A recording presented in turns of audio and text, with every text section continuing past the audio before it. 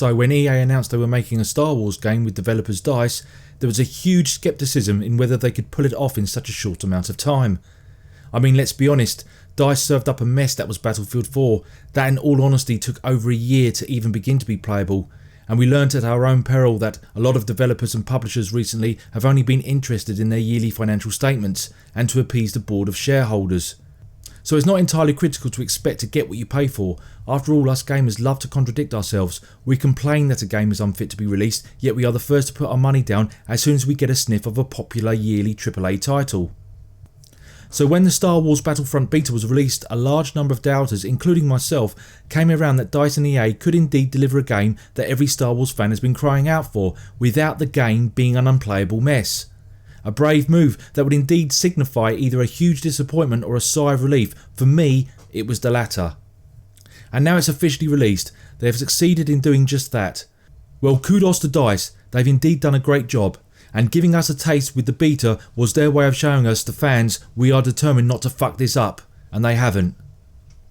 I've been playing the EA Early Access release on the Xbox One, and although the poorest in quality, I still had a great deal of fun and was surprised by a few modes, especially the underrated Fighter Squadron. So when you start Star Wars Battlefront, you get the options of multiplayer and missions. Missions consist of training, and some examples are riding a speeder bike on Endor, learning to fly in an X-Wing and getting to play as Darth Vader and Emperor Palpatine using your powers of the dark side against the oncoming rebels. I'm glad DICE included this, so when you start you have a good idea of how to handle yourself. Then we come to battle, where you battle your opponents on such planets as Endor and Tatooine with a friend. Hero Battle, like Battle, allows you to pick up one of the three Imperials, in this case Palpatine, Darth Vader or Boba Fett. The Rebel heroes, which consist of Luke Skywalker, Princess Leia and Han Solo.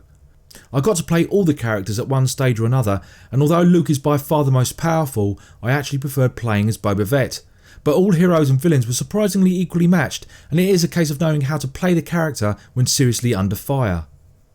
The last is Survival, which pretty much speaks for itself. Survive wave of opponents with an optional friend and collect power-ups from drop pods to help you through.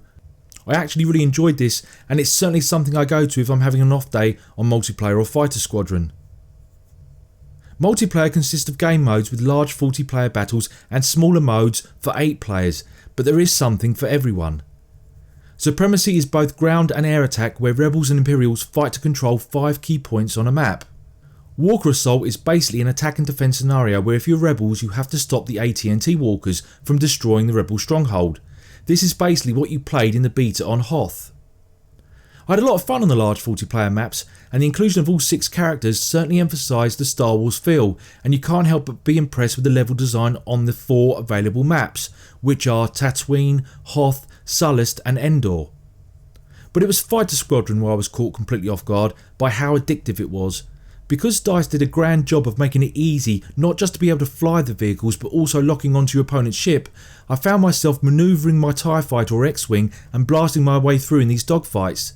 And if you're lucky enough to find any power-ups, you get the chance to play the Millennium Falcon or Boba Fett Slave 1.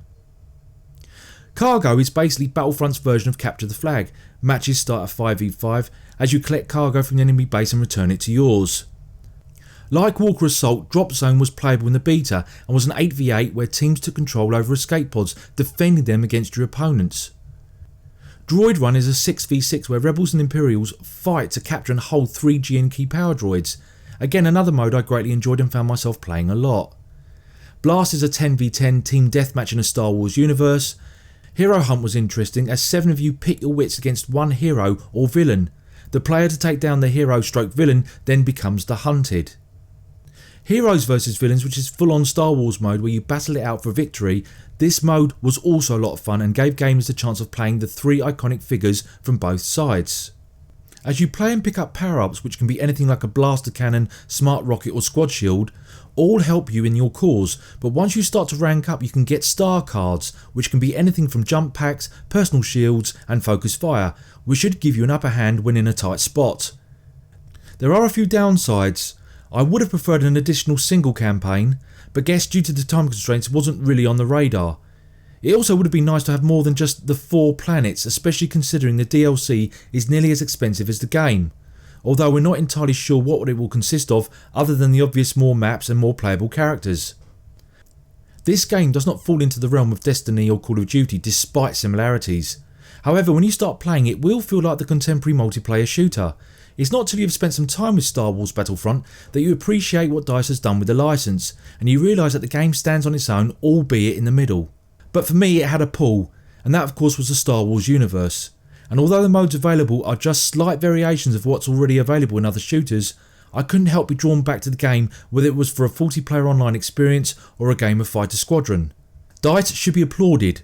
This was by no means an easy feat, and if you can accept it for what it is, then like me, you'll be extremely happy with the outcome.